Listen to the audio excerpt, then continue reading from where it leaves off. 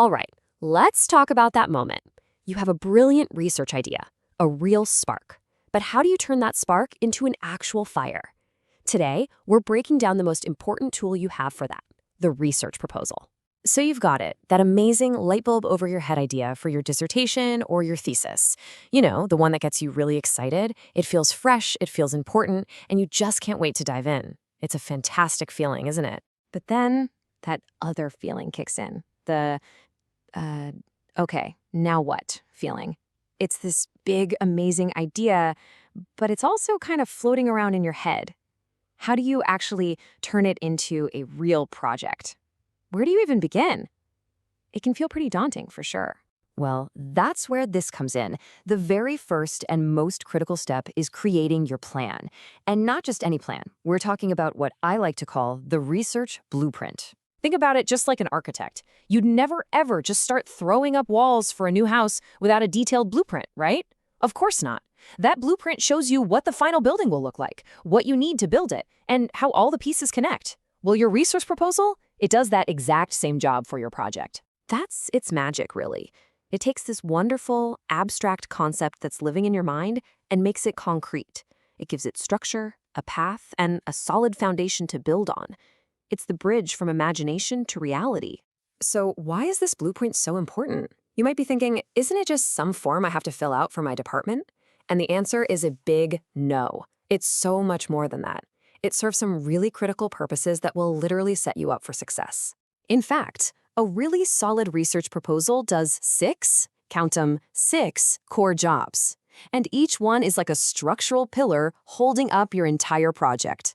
So let's walk through them. First, it proves to others that your topic matters, that it has significance. Then, it shows that your approach is original. After that, it gets really practical. It forces you to clearly define your topic and then set the scope, so you know what you are and aren't doing. And those last two steps, they allow your supervisor to confirm that your project is actually doable, that it's feasible, and to assess how likely it is to succeed.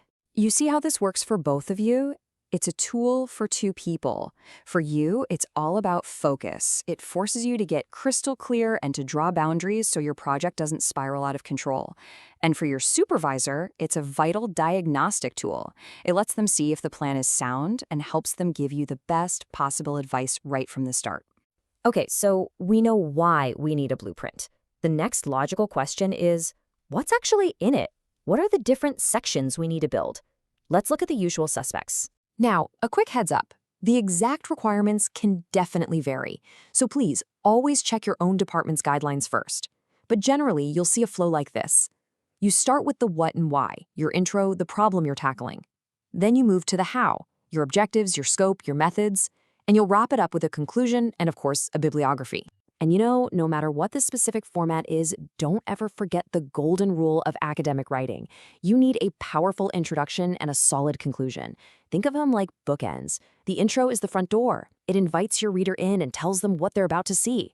The conclusion is the final walkthrough, reminding them of the key takeaways. They're absolutely essential. Now, there's one last crucial piece to this puzzle. You're the lead architect on this project, for sure, but you're not building it alone. You have a co-architect, and that's your supervisor. And this brings us to maybe the most important piece of advice in this whole process. Your proposal is your chance to agree with your supervisor on what you're going to do and how you're going to do it before you start the heavy lifting. Getting on the same page from day one is a total game changer. This document becomes your shared map. So please, don't think of your proposal as just a bureaucratic hoop you have to jump through. It's so much more. It's the foundation for your research, yeah, but it's also the foundation for a successful partnership with the person who's going to guide you through this journey. So, there you have it. Your idea is the spark. This proposal, this is your blueprint. It's the plan that's going to turn that spark into something real, something impressive. The only question left is, what's the first line you're going to draw?